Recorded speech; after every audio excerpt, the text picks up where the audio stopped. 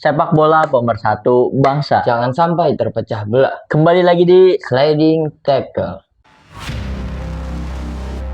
klasemen Premier League semakin seru. Lawan 10 pemain dan cuma main di satu kompetisi saja. Manchester United tetap alami kekalahan. Gimana nih, Sen? Ya, pantas saja ya hari ini itu mendung karena King MU tidak menyinari bumi. Bumi lagi. Sudah waktunya kembali ke setelan Pabrik. ya. Jadi MU ini kalah sama NU ya. Benar.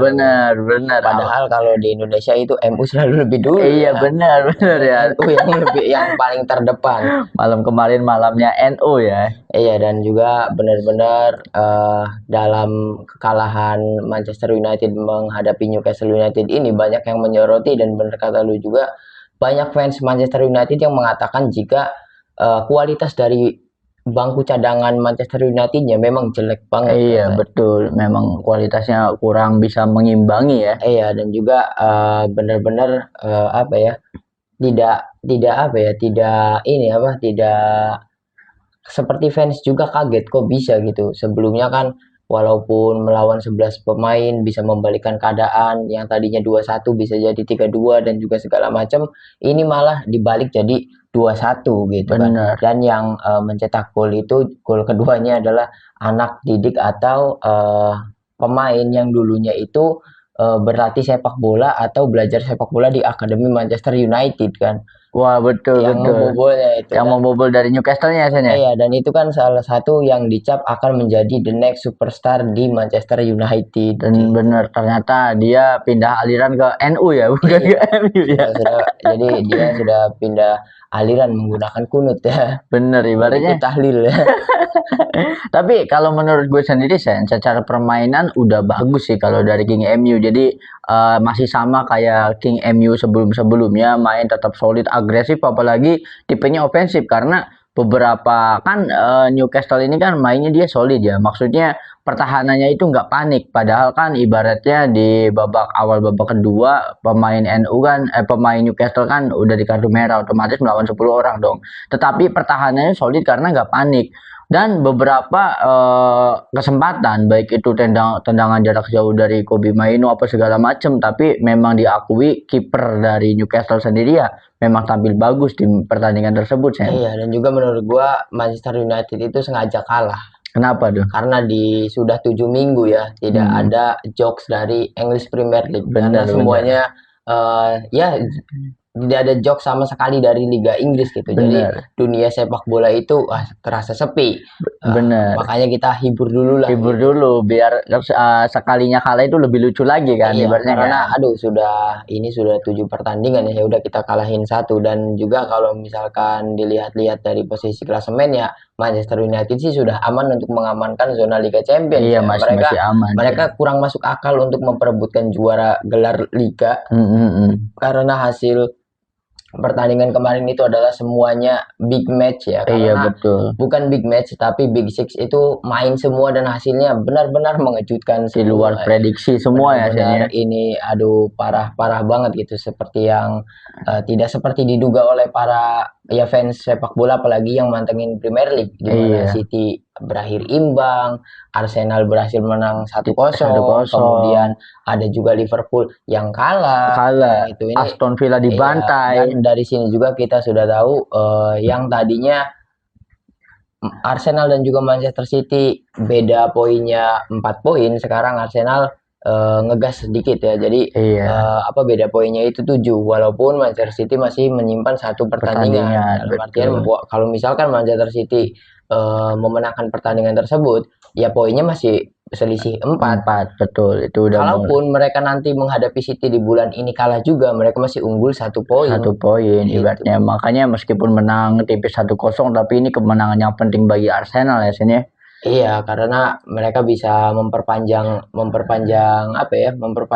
nafas untuk bisa berharap memenangkan liga di musim ini kan gitu. Ibaratnya mengurangi pressure lah ya. Karena kalau gapnya cuma 1 poin itu pasti deg-degan banget, sekali tergelincir ya kesusul gitu kan. Dan dari hasil ini kan banyak sekali fans-fans Arsenal yang sebelumnya menghujat Arteta, yang ingin Arteta mundur, tidak ingin berkomentar banyak mengenai kemenangan Arsenal, sekarang sudah mulai muncul ke permukaan ya, seperti mulai senang kembali, mendukung Arsenal kembali gitu, karena mereka berpikir secara hitung-hitungan matematika di klasemen itu Arsenal sangat diuntungkan. Ibaratnya mereka itu sama seperti Manchester City yang menyimpan satu pertandingan, kalah juga masih unggul 1 poin gitu. Dan itu bisa juara kalau misalkan tidak terpleset lagi ya. Mengingat di sisa pertandingan sampai akhir musim itu yang paling berat itu ya Manchester City daripada Arsenal. Selain keduanya saling bertemu, Manchester City masih menyisakan laga bertemu dengan Chelsea, sedangkan Arsenal itu tinggal bertemu dengan klub-klub papan tengah lah. Papan tengah ya Gitu. ibaratnya. Iya, tapi kan di season ini Arsenal selalu tergelincir oleh papan tengah. Bahkan papan bawah yang berjuang zona degradasi ibaratnya kan. Malah lawan Big Six dari klasemen 2 ke 7 lah. Mereka tuh selalu unggul kecuali melawan Manchester United ya. Mereka terpleset sama MU doang gitu. Kemarin kan dengan Chelsea mereka menang, dan juga dengan City mereka berhasil menang ya. Berhasil menang di putaran pertama, dan di putaran kedua belum. Lawan Liverpool mereka imbang di awal tahun gitu kan. Dari sisa sih ya kemungkinan besar Arsenal, cuma Arsenal itu sering banget terpleset oleh tim-tim kecil. Betul ya, ibaratnya ya. Ini turning pointnya gini Sen. Kalau misalnya kan City itu masih menyimpan satu pertandingan dan ternyata kalah nih. Kan gapnya tetap 7 ya kan. Nah, apalagi nanti pas melawan Arsenal yang menang itu gapnya udah 10 ya. Itu kayaknya kalau sisa 3 laga lagi gap 10 udah aman banget ya Sen. Ya enggak, kalau City menang sekarang kan jumlah mainnya sama. Iya, kalau ketemu nanti, tapi kan tetap 7, betul kan. Kalau cuma harus diingat juga bulan ini itu bulan yang berat untuk Arsenal karena mereka harus masih bermain di Liga Champions, ketemu City-nya 2 kali. Di kemudian mereka di FA Cup juga harus main gitu kan. Ini adalah hal yang baru kan buat Arsenal. Kalau misalkan memang rezekinya ya semoga saja. Tapi dengan keluhan-keluhan kemarin ketika Arsenal main, banyak sekali pemain yang sepertinya kesakitan, kayak merasa ingin cedera. Iya betul. Jadi ketika Trossard tuh memang ciri khas Trossard itu disenggol sedikit aja dia tuh ya ngedrama supaya ngulur waktu gitu kan. Betul. Dan kemarin juga kan lawan Brighton atau Brighton. Lawan Brighton kan setelah pertandingan pelatih Brightonnya ngomongin. Ngeluh ya. Ngeluh karena strategi buang-buang waktunya Arsenal kan, pura-pura cedera dan juga segala macam. Tapi menurut gue itu bukan pura-pura. Kayaknya pemain Arsenal tuh baru ngerasa capek sekarang, seperti Raya yang digunakan habis-habisan, di Carabao dimainkan, di FA dimainkan, di Champions dimainin, Premier League dimainin gitu. Full starter ya. Kemudian Trossard dan juga yang lain-lain, bahkan skuad utamanya, menurut gue itu bukan drama. Kayaknya memang sudah ada sudah ada tanda-tanda bahwa badai cedera itu akan datang lagi untuk Arsenal sendiri. Wah, ini bahaya banget ya. Kalau misalnya seperti ini sama seperti musim lalu. Musim lalu kan penyakitnya badai cedera di putaran kedua dan semuanya langsung hancur. Betul ya ibaratnya ya. Tapi kalau menurut gue sih dari permainan sebelumnya ya, permainan Arsenal itu masih kurang bagus rasanya. Ini hoki aja menang 1-0 lawan Brighton kan ibaratnya kan. Dari Saka kan ini kemarin kan. juga gue ngomong kalau misalkan lawan Chelsea kan pada saat itu 10 pemain karena Pedro Neto di kartu merah. Kalau perpanjangan waktunya 10 menit dibobol satu lagi, untung aja cuma 6 menit. Ada kan setelah kartu merah kebobolan walaupun offside ya gitu. Pada saat itu full nyerang. Ketika pemain Chelsea di kartu merah 1 dan hanya memainkan 10 pemain, kok Arsenal nggak bisa nyerang sama sekali, ke pressing sama 10 pemain secara tidak langsung. Pertama, skuad yang ada di lapangan itu seperti sudah kehabisan stamina di detik-detik akhir gitu. Seperti kayak Arteta tuh ngeluarin strateginya salah gitu. Kadang tidak bisa memaksimalkan potensi dari pemainnya. Dia tuh terlalu cepat memasukkan pemain. Jadi ujung-ujungnya di akhir di detik-detik terakhir, di menit-menit 80 menit ke atas, itu pemainnya udah pada seperti kehabisan tenaga gitu. Sedangkan Chelsea ketika kartu merah langsung masukin pemain baru dan pressing bener-bener. Itu kalau misalnya pertama waktu 10 menit kalah harusnya. Bener-bener. Makanya kalau menurut gue anehnya juga di Manchester City sih, ketika kita melihat pertandingan Manchester City ya, kayak nggak ada kreasi serangannya. Kalau menurut gimana ya? Dan Manchester City di tahun ini itu tidak seperti Manchester City di tahun-tahun sebelumnya ya, di mana cara mainnya beda. Dan sekarang itu seperti pemain baru Marmos, kemudian Semenyo, kemudian Cherki sendiri. Tidak seperti gaya permainan City ketika mereka di musim-musim sebelumnya mereka lebih ingin bermain secara individu. Iya, gitu. iya, betul. Kita lihat aja lah Marmus ketika mendapat bola, dia tuh langsung secara apa ya? Kayaknya ini taktik dari Pep juga karena Pep itu sudah menggunakan taktik ini di Doku. Nah, ketika Marmus mendapatkan bola, dia tuh langsung terobos masuk ke kotak penalti dan eksekusi. Tidak mencari halan, tidak seperti di musim-musim sebelumnya ketika masih ada Kevin De Bruyne. Nah, gitu. betul. Dan sama Semenyo juga seperti itu kan sempat dilakukan oleh Doku, tapi Doku itu cuma masuk sampai cut in ke kotak penalti dan langsung nyari halan. Tapi untuk pemain yang sekarang seperti Cherki dan juga Marmus itu eksekusi sendiri. Iya ya. Bedanya City yang sekarang. Mungkin emang karena pengaruh tidak adanya Kevin De Bruyne ya, atau kan sampai sekarang juga kan belum ada penerus atau yang mengisi posisi Kevin De Bruyne, Sen. Ibaratnya mungkin dari secara permainan juga jadinya berubah.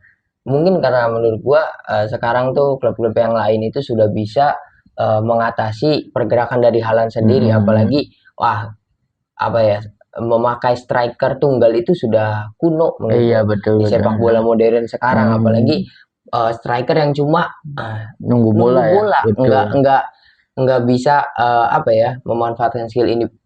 Tidak seperti Suarez lah.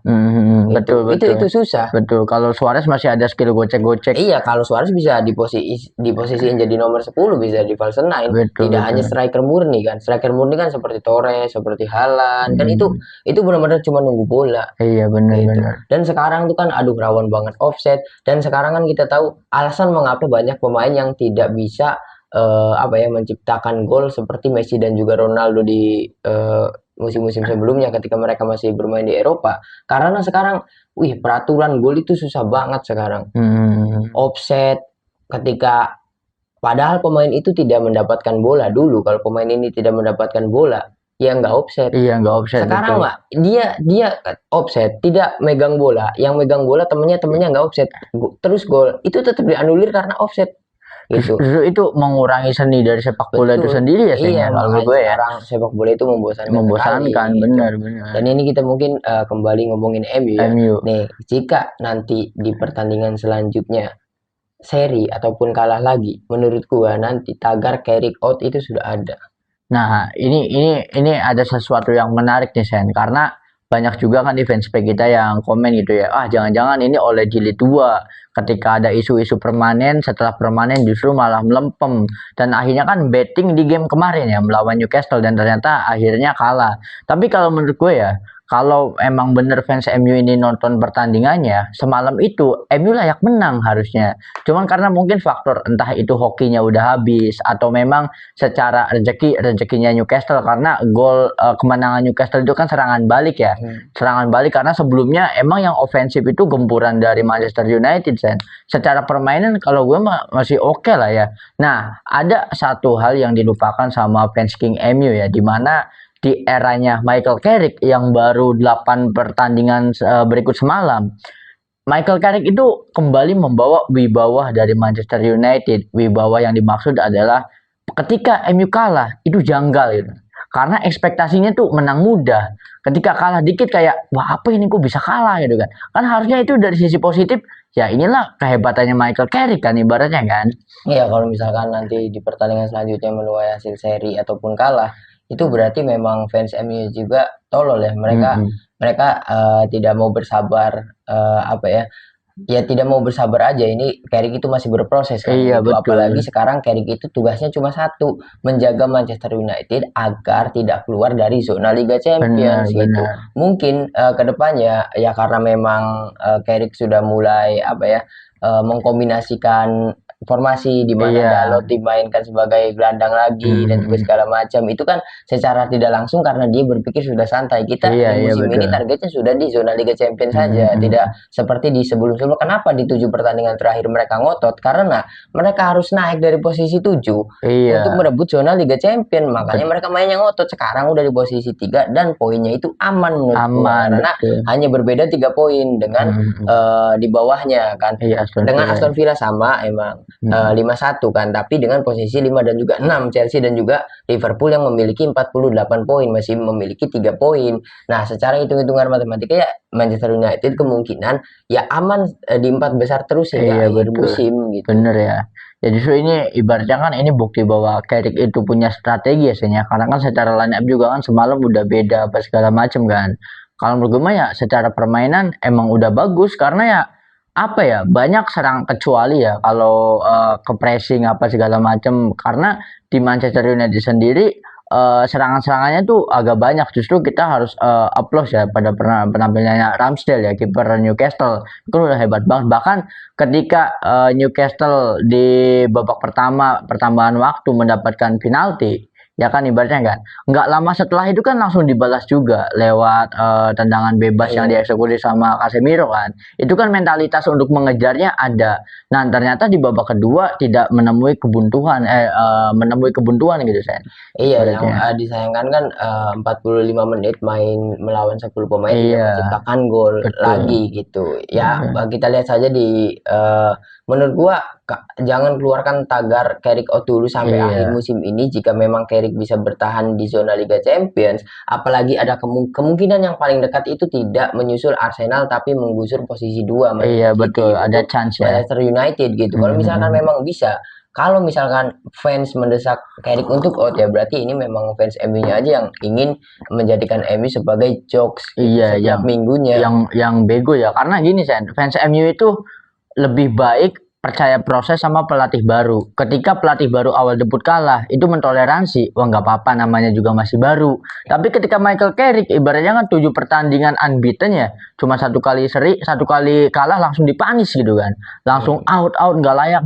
Ya itu logikanya fans Manchester United. Iya, dan misalkan memang seperti itu ya memang dari fansnya juga menginginkan jika ya Manchester United hanya jadi badut di Premier League saja betul. gitu. Menghibur ya untuk fisik yang lain. Tidak apa ya, tidak melihat strategi yang digunakan oleh Carrick. Ya Carrick itu ya gitu tadi seperti yang gue jelaskan. Dia itu hanya main aman untuk merebut zona Liga Champions saja karena memang target dari manajemen itu harus lolos Champions League untuk melunasi hutang yang besar gitu. Targetnya cuma itu kan, agar main aman dulu untuk Carrick sendiri. Ya mungkin kedepannya kita akan melihat Carrick mungkin ya, menurut gua sampai akhir musim dia akan memutar-mutar starting 11. Karena dia kan ketika memegang Manchester United dia di posisi yang panik. Otomatis dia itu harus memiliki starter yang benar-benar tidak bisa diganti dan ini adalah starting 11 terbaiknya Manchester United. Karena mereka membutuhkan kemenangan. Setelah mereka sudah di posisi aman, baru Carrick belajar lagi memutar-mutarkan improve ya. Iya, supaya persiapan untuk musim depan dan juga siapa pemain yang harus dibuang, siapa yang harus dibeli kan seperti itu. Terus ngasih jam terbang untuk pemain yang lainnya juga. Manajemen Manchester United-nya sendiri percaya dengan Carrick untuk musim depan, apalagi kabar-kabarnya kan Carrick tidak akan dipermanenkan dan juga segala macam. Kalau misalkan Carrick tidak dipermanenkan, menurut gua MU akan di masa kelam lagi untuk di season depannya ya. Memperpanjang masa kelamnya ya, kegelapannya ya.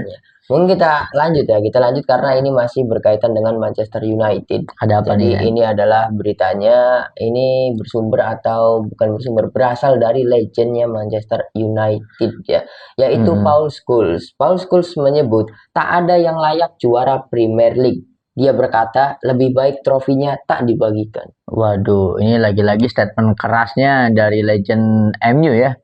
Kenapa legend MU itu jadi pandit dan aneh-aneh ya. Betul, statementnya aneh-aneh. Betul, Roy Keane, Paul Scholes, Rooney juga sedikit keras kan. Rooney kan paling keras menyentil ketika ngomongin The United Strain yang rambut itu kan. Rambut itu.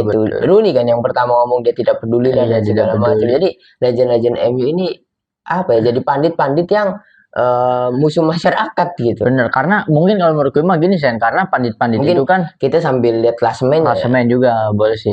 Jadi karena kenapa legend Manchester United itu ketika jadi pandit keras banget ibaratnya kan, karena mungkin mereka itu kan orang-orang yang bermain di masa kejayaannya MU. Jadi mungkin mereka sampai saat ini pun merasa bahwa MU itu harusnya jaya, jadi standarnya standar MU dulu gitu kan. Iya, bahkan kalau nggak salah eranya Ferguson tuh 11 trofi atau 16 kalau nggak salah. Paling banyak sih di atas 10 lah. Iya betul, di atas 10. Makanya ya Ferguson tuh.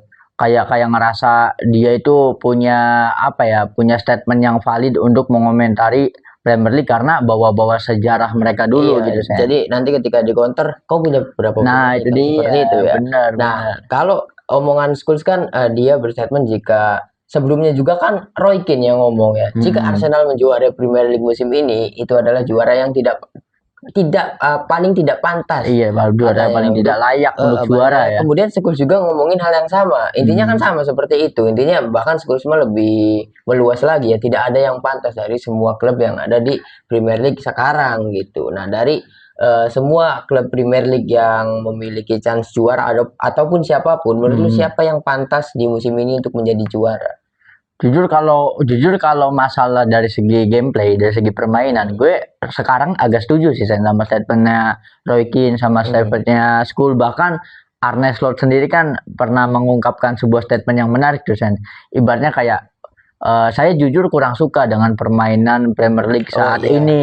Karena kalau kalian boleh tahu, dulu waktu saya sebagai pesepak bola, saya itu sangat menikmati permainan eranya Barcelona Siktapel 2009. Maksudnya ada ketimpangan dari kualitas sepak bolanya itu sendiri, saya. Karena ya lagi-lagi di London ada El Corner. Dari ngelihat permainannya Manchester City semalam kayak buntu gitu, kayak nggak ada variasi serangan lainnya. Justru jujur ya kalau ngelihat performa Manchester United ya yang agak lumayan seru untuk ditonton justru Manchester United sendiri kalau menurut gue mah Di ya putaran setelah Carrick setelah ya, Carrick ibaratnya di setelah putaran Carrick Carrick. karena Sebelumnya mau kan pahit nonton MU coy. sebelumnya aduh full Gue ngelawak nonton, lah nonton. waktu Amorim ya.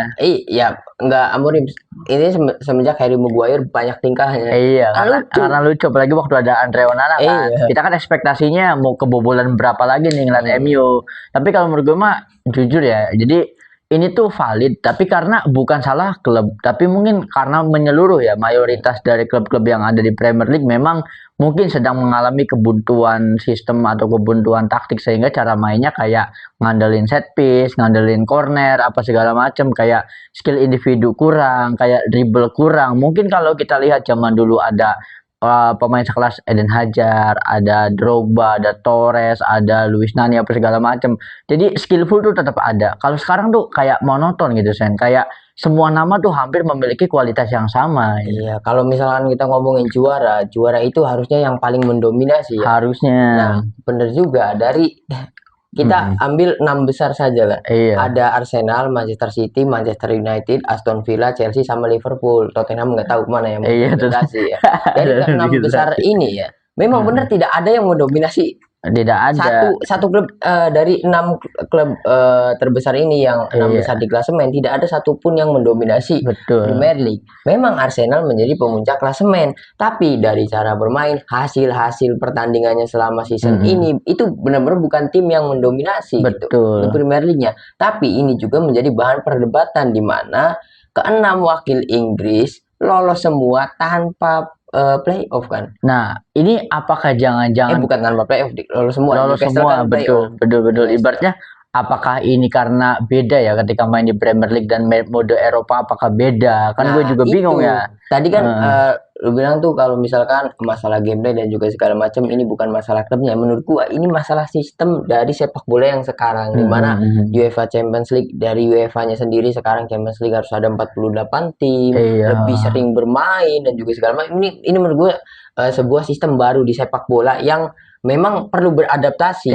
Wajar juga pemain-pemain seperti Scholes, Roy Keane berstatement jika sekarang sepak bahkan Gullit bahkan dia berkata tidak menonton sepak bola sama sekali kan. Karena dia ngomong itu membosankan sekali. Ya karena memang membosankan gitu. Kita lihat wakil Inggris yang ada di yang ada di Champions yang lolos 16 besar. Kita kehilangan 2 nama, Newcastle dan juga Tottenham sekarang. Nggak masuk 5 besar sama sekali. Iya, betul. Bahkan Tottenham lagi bergelut di zona degradasi. Betul. Gitu. Jadi menurut gua untuk klub sendiri, untuk klub ini pusingnya kenapa? Karena jadwal di Eropa padat sama seperti di Liga. Yang sebelumnya jadwal di Eropa itu tidak membuat klub itu kecapean, tidak membuat pemain itu kecapean tidak gitu. Terlalu diporsir ya. Karena sekarang sistem sekarang kan di liga ya, di klasemen champion saja itu kan harus bertemu semua tim memang dua, tapi dari kalau misalkan dihitung grup itu lebih banyak kan pertandingannya daripada sebelumnya ketika sistemnya masih grup stage gitu.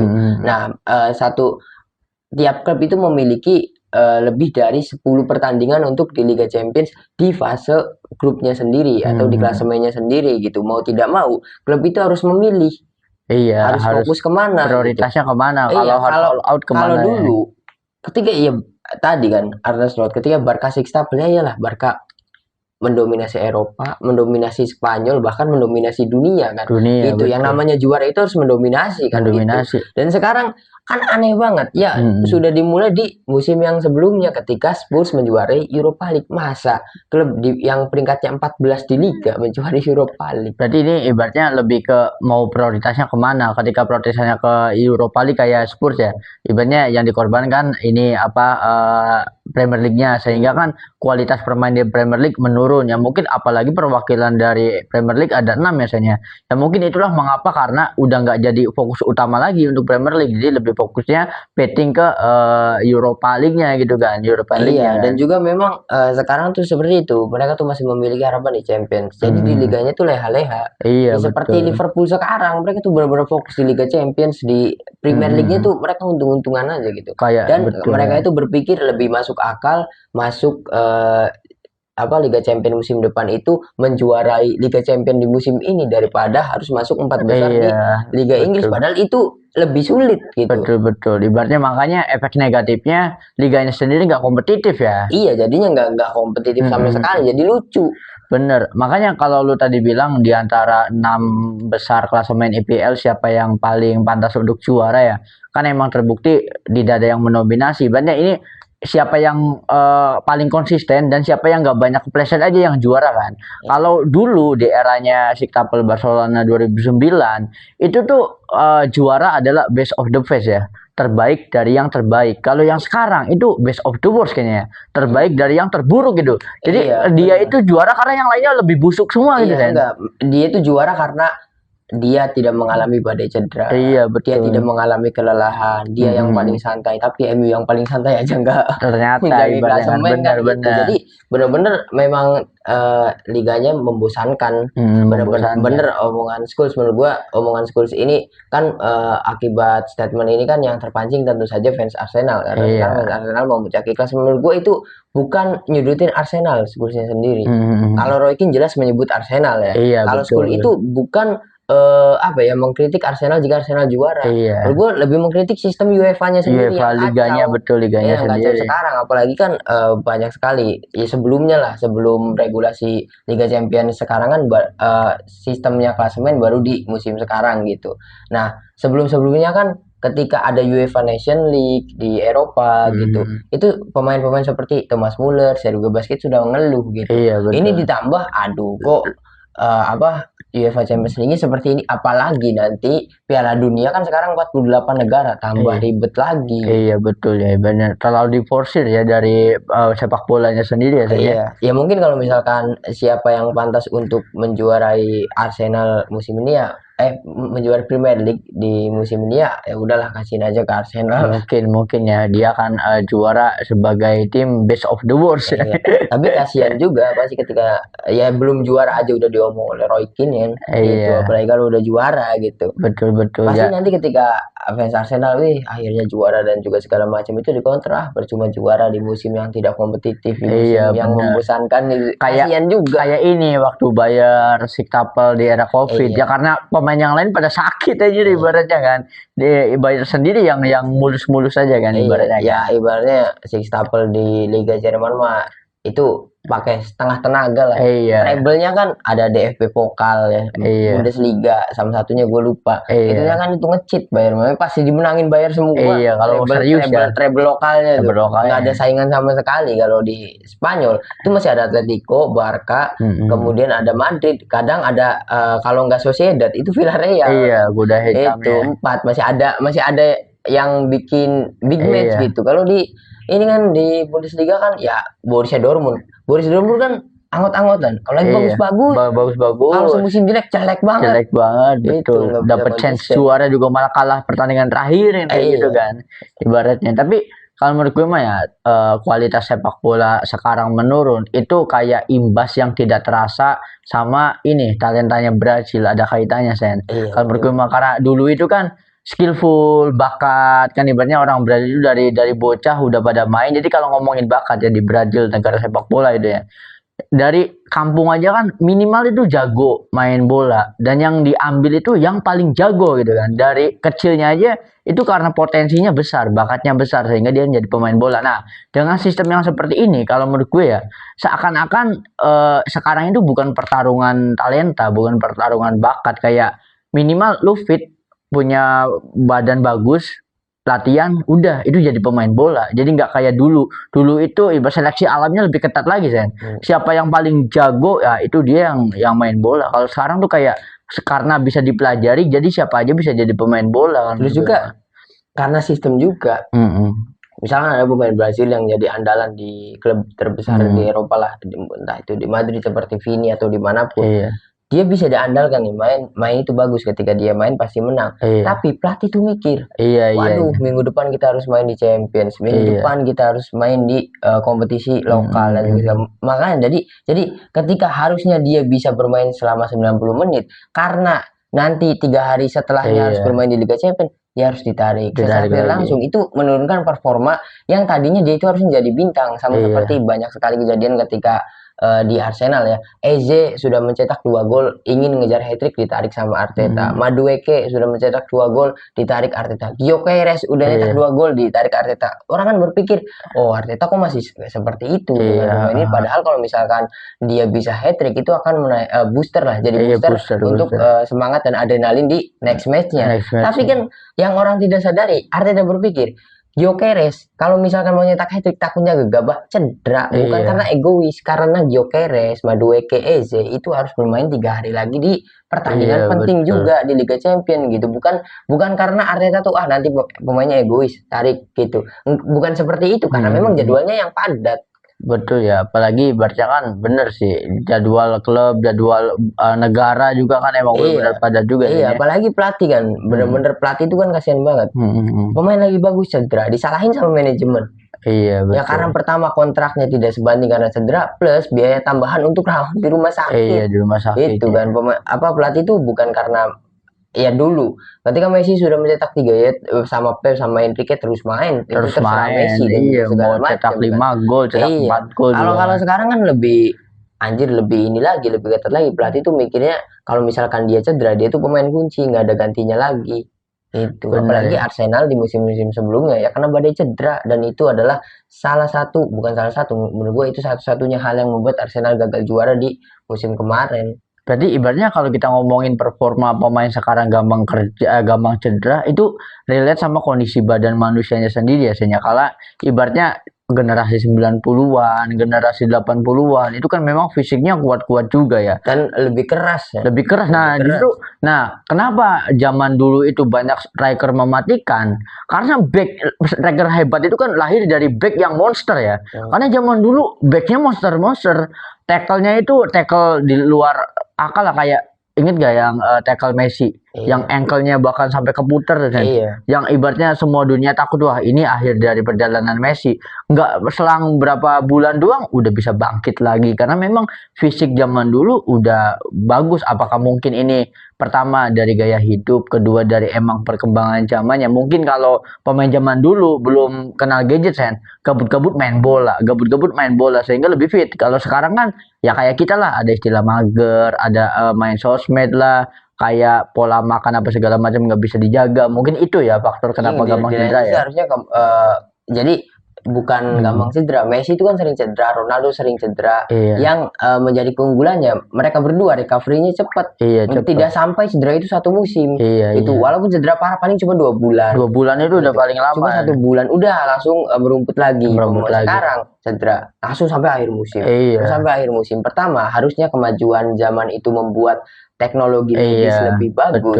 Nah, ada juga hal buruknya seperti Neymar. Cedera yang harusnya recovery malah judi di kasino. Oh benar. Itu kan hidup ya, gaya hidup ya. Nah, malah ketika cedera di PSG di Al Hilal, dia cedera di Al Hilal, milih pulang kan ke Brasil, terus pulang ke Paris malah judi. Bener-bener. Ya mungkin berarti dari motivasi pemainnya sendiri udah beda. Motivasinya beda. Kalau dulu kan, ya dulu itu belum zamannya gadget, kita bersyukur ya, zaman-zaman dulu kan belum ada gadget apa segala macam, jadi pemain tuh kayak ceritanya Roy Keane yang mau balas dendam sama Erling Haaland kan. Dia tuh gimana ini? Bahkan kan dibikin video. Iya, bikin video. Jadi dia tuh gini, official Manchester United video. Jadi dia tuh gini, carikan saya dokter yang bisa menyembuhkan saya paling cepat. Tapi kan itu kata dokter, kalau kamu mau sembuh cepat ya, balik lagi ke diri kamu bisa nggak recovery-nya? Itu kan bener-bener ini banget ya, kayak olahraga apa segala macam, akhirnya bisa pulih lagi. Nah ini relate juga sama kejadian di Hazard. Hazard ketika di Madrid itu kan dia cedera lama, kan kebanyakan orang kan wah sayang banget ya cederanya lama, tapi dari sisi Hazardnya makan burger, nggak mau olahraga apa segala macam, sampai berat badannya bengkak. Itu kan ya emang dari motivasi pemainnya juga udah beda dari zaman dulu. Iya, jangan jauh-jauh ke luar negeri. Boas lah ketika kakinya patah, Boas kan katanya patah, benar-benar patah kayak gini kan, kakinya tuh nggak bisa, ya patah gitu tulangnya. Tapi kan itu kan banyak yang ngomong wah Boas sudah berakhir karirnya di dunia sepak bola dan juga segala macam. Padahal ceritanya kan Boas itu ada yang ngabarin harus urut pakai minyak ini. Ya dia tuh mau gitu, mau terus terapi dan juga segala macam, ya mengagetkan semuanya. Boas kembali ke performanya setelah kakinya patah gitu. Patahnya itu seperti patahnya Andre Gomez kan, Boas. Bahkan sampai di giniin tuh kayak gini kan, udah aduh benar-benar patah ya, parah banget, tapi masih bisa berobat. Tapi pemain sekarang kalau cedera ngalamin ya seperti Boas kan, Andre Gomez sekarang kemana? Bahkan setelah cedera dia bahkan nggak tahu kemana. Betul udah nggak bisa bounce back lagi ya, udah bisa bangkit sama performa yang dulu lagi kan. Dan juga ya gitu, kebayang kalau pemain-pemain sekarang tuh cedera terus itu udah underperform, pasti nggak seperti performa sebelumnya. Beda seperti Ronaldo, Messi, habis cedera malah makin gacor. Malah makin gacor, ibaratnya kan performanya kayak nggak jauh beda ibaratnya kan. Itu dia sih. Kalau menurut gue sih bukan karena bukan karena kemajuan, ya memang karena kemajuan zaman. Yang pertama sih karena gaya hidup pemainnya, motivasinya udah berkurang ya ibaratnya kan. Karena balik lagi kalau dulu pemain hebat itu kan karena bakat, karena hobi. Sepak bola itu kan karena cinta ya sama sepak bola. Nah sekarang mungkin ya sepak bola kan udah dianggapnya industri, kayak ibaratnya semua orang juga bisa jadi pemain bola, sehingga kan ya motivasinya juga kan dari nyari duit lah, nyari gaji apa segala macam, sehingga ya nggak terlalu 100% fokus untuk sepak bolanya sendiri gitu dan jadi juga beda. Mungkin dari mentalnya sendiri ya, mental pemainnya juga sudah beda banget ya. Itu padahal sepak bola zaman sekarang tidak sekeras dulu kan lebih keras banget ya kan di Italia lah, kalau misalkan nonton Liga Spanyol 2010-an ya. Tahu seorang back yang namanya Pepe, dia kan bukan back aja ya, eranya Pepe, eranya Barcelona, eranya Atletico, itu kan wah gila banget sih bertensinya kan. Tacklingnya udah, dia leadingnya bukan kaki lagi, leher. Leadingnya. Tapi ya pada zaman itu ya benar-benar ya lihat Ronaldo, Messi aja gitu, cedera tuh nggak pernah lama. Dan setelah cedera tuh performanya tidak underperform ya. Malah makin gacor biasanya kan gitu. Tidak seperti pemain sekarang, malah kan sekarang mah badai cedera langsung menghancurkan tim ya. Apa yang terjadi di Arsenal di musim lalu kan gitu. Benar. Ketika badai cedera datang, klub tidak bisa ngapa-ngapain, harus bermain dengan pemain yang ada dan akhirnya tidak jadi juara Premier League kan. Bahkan kadang-kadang cedera itu bukan karena tackling, bukan karena benturan, ya karena ACL apa segala macam. Ya kayak Yamal kan, cedera gara-gara sprint, lucu. Benar. Cedera kok gara-gara sprint, bukan karena ditenggor, bukan karena ditackle, gara-gara sprint. Cederanya Yamal kan ada di selangkangan, itu gara-gara sprint, selangkangannya, jadi tulang selangkangannya itu tergores sama tulang pinggul. Itu jadi iritasi tulangnya itu. Itu gara-gara sprint, gara-gara kakinya nggak kuat ketika sprint menahan bobot badannya. Waduh, ini padahal Yamal itu sama Ankara Messi masih berapa persennya Ankara Messi ya? Kemudian bukan hanya Yamal, Ansu Fati mengalami hal yang sama. Mayoritas pemain muda, bahkan Vini katanya mengalami hal seperti itu. Mayoritas pemain muda yang mengandalkan kecepatan itu cederanya seperti Yamal semua. Oh. Itu masa gara-gara kemampuannya sendiri ya sama ya dulu juga ada kan Ronaldo Nazario kan seperti itu. Iya. Dia kan cedera asal cederanya kan gara-gara kakinya memang tulangnya nggak kuat. Tulangnya nggak kuat ya, apalagi enggak waktu itu ada triggernya Sen. Sebelum cedera parah kan udah beberapa kali di tackling waktu kalau Ronaldo kan, sehingga akhirnya cedera di tackling, recovery 2 bulan, bisa main lagi, di tackling lagi, bisa main lagi. Nah, tackling yang terakhir itu waktu main di Inter kalau nggak salah ya, main di Inter itu jebol, si tulangnya tuh jebol dari kulit dia, makanya ya kata dokter, wah ini mah udah nggak bisa ditahan lagi, udah nggak bisa main lagi. Iya itu ada sentuhan fisik ya, kalau Yamal kan nggak ada. Nah itu dia yang anehnya. Cedera sendiri kan banyak yang bener. Bayangan itu sama yang tua katanya. Sama Niki. Tapi bukan hanya Yamal. Mayoritas pemain muda sekarang yang mengandalkan sprint itu seperti itu penyakitnya. Waduh, ini ya bakal jadi masalah baru di dunia sepak bola. Cedera-cedera seperti ini harus dia. Tapi susah juga ya, kalau itu kan bawaan genetik. Bawaan genetik kalau mungkin akan ada teknologi medis yang baru ya pasti bisa lah. Iya kayaknya bisa. Tapi yang harus bisa jadi concern. Jadi kalau menurut gue mah orang-orang besar ya kayak Paul Scholes, Roy Keane yang sering mengomentari IPL gitu ya. Dia kan kalau ngomong valid karena memang dulu pemain bola, apalagi kan bintang legend ya ibaratnya kan. Nah kalau menurut gue mah lebih baik menyoroti sistem jangan per liga, tapi secara menyeluruh sepak bolanya. Kayak misalkan ini adanya Conference League apa segala macam yang dulu nggak ada gitu kan. Apa nggak ditinjau supaya dipikirkan ulang apakah ini ada efek negatif atau efek positifnya gitu kan. Kalau memang itu memforsir tenaga dari para pemain, apa sebaiknya diadakan lagi, balik lagi ke sistem era di bawah tahun 2000 gitu kan. Mungkin ya karena mereka juga takut masih ingin memiliki pekerjaan. Nah, bisa jadi. Pasti takutnya seperti itu kan, apalagi mereka sudah benar-benar resmi jadi pandit sepak bola yang kerjaannya itu berharap diundang ke Sky Sport untuk interview sebelum pertandingan atau selepas pertandingan. Itu kan harus ada izin dari UEFA. Kalau misalkan mereka ngeritik ya otomatis izinnya cabut, bisa hadir kan. Jadi dilemanya tuh gini Sen, secara fisik kita kan under ya, turun ya kan daripada fisik pemain era zaman dulu. Justru secara sistem malah makin diforsir ya. Iya, jadi yang paling keras ngekritik masalah sistem jadwal terlalu padat kan Florentino Perez ya. Bahkan Florentino Perez itu kritik sekalian ngajuin solusi. Dia kan mengajukan solusi jika sudah kurangi saja waktunya, jadi bermain bola itu 30 kali 2 bukan 45 kali 2. Iya. Katanya cuma sejam ya karena pemain capek. Kalau misalkan 190 menit 60 menit sepertinya cukup kata Florentino Perez. Ibaratnya matchnya banyak tapi waktu bermainnya dikurangi. Kalau 60 menit ya Madrid kalah terus kan. Bener. Tampaknya kan ada di menit 70. Iya, menit 70 80. Menit 60 udah Madrid kalah. Bener. Ini yang rugi justru penonton ya. Iya, penonton. Beli tiket yang harusnya 1,5 jam jadi 1 jam doang ibaratnya. Tapi kan. Nggak apa-apa sih 60 menit juga menurut gua. Kalau misalkan waktu normal kan 90. Ini dijadiin bos ada 30 menit. Iya. Itu 30 menitnya tuh diisi sama band. Udah nggak apa-apa. Iya harusnya. Biar nggak rugi penonton tuh biar nggak rugi. Gitu. Ada lokal band ya. Iya. Kayak band indie. Live music gitu kan. Kayak Super Bowl nanti ada konser. Sama ini kan live podcastnya Ronaldo. Iya. 30 menit. Jadi bener. Itu bagusnya sebelum pertandingan ya Senya. Kalau setelah pertandingan pasti ditinggal itu podcast. Iya setengah pertandingan aja. Jadi yang bubar semua. Penonton tuh berisik anjing. Lu so asik banget. Apalagi supporter yang kalah aja. Ngomong apa masih gitu. Mending kan gitu. Harusnya kalau sebelum emosinya belum meningkat kan. Masih oke, masih menyemil apa. Iya, kalau sebelum pertandingan udah pasti sepi. Jadi orang tuh mending nunggu di luar stadion. Iya. ngerokok dulu di luar stadion. Ini emang ya siapa tahu ya nanti kedepannya akan ada solusi-solusi lainnya Sen ya. Karena jangan sampai dikit-dikit badai cedera. Kayak ini Sen, ngerinya gini. Dulu kan eranya Messi Ronaldo itu mendominasinya lebih dari 1 dekade ya.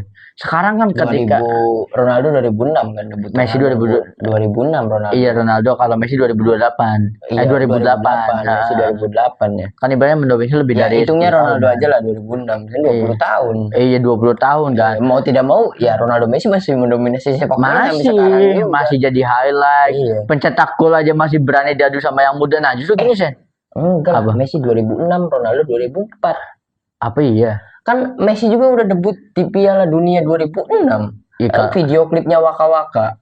Messi iya, kan iya. main di 2006 kan. Oh berarti 2008 itu udah Ronaldo masuk. 2004. Oh iya, iya, iya. Ronaldo kan masuk MU 2004. Iya, soalnya ketemu sama Ronaldo MU Manchester sama Barca kan 2008 di semifinal yang kalah dulu Iya. kan. Kan pertemuan pertama tuh kalah Iya, Messi itu. 9 gol kan. Iya, itu kan bukan pertama tuh kalah dulu Barca Sen di semifinal. Perasaan bukan. 2 kali champion tuh Barca kan menang semua, ketemu di semifinal dan ketemu di final. Ya, perasaan yang di 2008 kan golnya Messi sundulan, yang Iya. bajunya masih setengah banget. Iya, setengah kalau kan itu menang. 2000 terus 2000 berapa 2010 kan menang lagi menang di final. lagi di final. Benar-benar. Di Wembley kan, yang sundul di Old Trafford, yang Iya. Messi nendang itu di Wembley. Di Wembley yang 3-1 juga nonton. Kan dua kali eranya Ronaldo di MU ketemu Messi di Champions kan kalah semua. Iya, kalah semua ibaratnya. Nah, kita balik lagi ya. Kita kan ibaratnya akan ada transisi setelah eranya Messi sama Ronaldo keluar dari Eropa ya. Ada nih Haaland sama Mbappe. Enggak sampai 5 tahun sekarang kemana kabarnya Mbappe sama Haaland? Jadi intinya dengan kejadian-kejadian itu kita akan kehilangan bintang. Bisa Itu jadi. pusing tiap musim kita memiliki bintang baru. Bener. Karena bintang yang ini tuh dulu kan ada pemain-pemain one season wonder seperti siapa? Michu ya. Bukan yang tinggi tuh Peter Crouch ya. Peter Crouch. Kalau Peter Crouch mah dia tiap kali pindah klub gacor ya. Iya, one season wonder. Iya. Satu masuk ke gue lupa klub sebelum Liverpoolnya tuh. Intinya kan di klub itu. Iya. Bagus nih. Tapi semusim tuh hilang dulu tapi dibeli naik lagi gitu kan. Jadi makanya disebut one season wonder, nggak bisa konsisten. Jadi naik turun kan gitu. Turun. Ibaratnya ya emang bener ya, kayak kita ngomongin Mbappe sama Haaland lah ya. Kan kita ekspektasinya bakal sama kayak Ronaldo sama Messi nih Sen. Wah bakal lama nih ibaratnya statistiknya tuh bakal beradu antara Haaland sama Mbappe. Kayak sekarang Haaland lagi under ya, meskipun City-nya yang lagi under ibaratnya kan. Sama Mbappe ada kendala cedera apa segala macam. Jadi wah udah nggak ada nih penerusnya dari GOAT sebelumnya kayak Messi dan juga Ronaldo. Jadi memang sekarang ya merata by system. Iya, udah nggak bisa melahirkan bintang. Nggak ada supporter bola yang senang bola karena satu pemain. Iya udah nggak ada bintangnya. Bener, nggak ada bintangnya, bener. Lebih ke mungkin filosofi klubnya mungkin ya. Iya. Yamal itu sedang berada di fase ketika Mbappe menjuarai Piala Dunia 2018. Awal-awal Mbappe debut ya maksudnya kalau misalkan diomongin karir. Iya. Nah sekarang kan Mbappe cedera. Yamal juga tinggal tunggu. Iya, Yamal juga. Kan kita ibaratnya mungkin ya, gue sih berharapnya itu waktu itu Haaland sama Mbappe bakal jadi Messi sama Ronaldo. Yamal ini paling jadi Neymar gitu kan ibaratnya kan. Tapi sekarang kan masing-masing waktu bersinar tuh nggak pernah lama. Itu kan sangat disayangkan banget kan. Jadi nanti akan bahkan Yamal juga kan di minggu-minggu sebelumnya ketutup kan sama Fermin Lopez. Lebih bagus Fermin mah yang betul sama Bernal yang baru, apalagi Bernal sekarang dimasukin Barca gacor. Apalagi pertandingan yang waktu 3-0 gagal comeback remontada Atletico. Yamal tuh emang bener ketika ngadepin klub besar dia nggak tahu kapan harus ngoper, kapan harus syuting anjir. Kalibernya ini waktunya ngoper nih lama, digocek-gocek hilang bola lagi, mentalnya ya. Jadi emang ya mungkin balik lagi ke zaman dulu ya, ibaratnya ya paling kalaupun ada nanti balik lagi orang tuh udah gak ngefans sama klub tapi ngefans sama pemainnya kayak zamannya Ronaldo main di Barca, main di MU, main di AC Milan, main di Inter Milan kayak gitu kayak zamannya Ibrahimovic mungkin ya. Enggak ya, menurut gua sekarang nggak ada orang yang seneng cuma satu pemain, nggak ada. Nggak bisa diikutin. Iya, nanti betul. Orang seneng tuh ya gara-gara klubnya. Gara-gara klub. Jadi karena itu pemain di musim ini lagi gacor, musim depan cedera, underperform, udah nggak bisa diikutin, otomatis ganti lagi. Kebanyakan tuh seneng sama klubnya nanti. Bener. Tidak spesifik ke satu pemain gitu. Dan memang kebanyakan ya seperti itu ya. Untuk sepak bola gitu. Dan untuk bener omongan Schools kayaknya kita juga harus memilih susah ya, siapa yang pantas. Kalau bisa sih jadi trofi bersama, medali di Olimpiade lari kan bisa dibagi 2. Iya bersama ya, tapi bersama nanti dipecah aja kayak waktu Championsnya Real Madrid 2013 yang jatuh tuh. Iya. Dari jatuhin sok berarti ini pakai Arsenal. Emang nggak layak ya, tapi ya mau gimana lagi, mungkin generasi yang akan datang akan kembali lagi ya. Iya, ya mungkin ini lagi adaptasi sistem yang baru aja lah. Lama-lama juga pasti orang terbiasa dengan sistemnya kan. Waktu pengenalan awal sistem ya pasti seperti ini, banyak yang pro kontra gitu. Bener ibaratnya. So ada yang mau dibahas lagi kan ya? Mungkin kita sudahi episode kali ini. Episode kali ini ya, karena episode kali ini kita banyak membahas tentang English Premier League ya.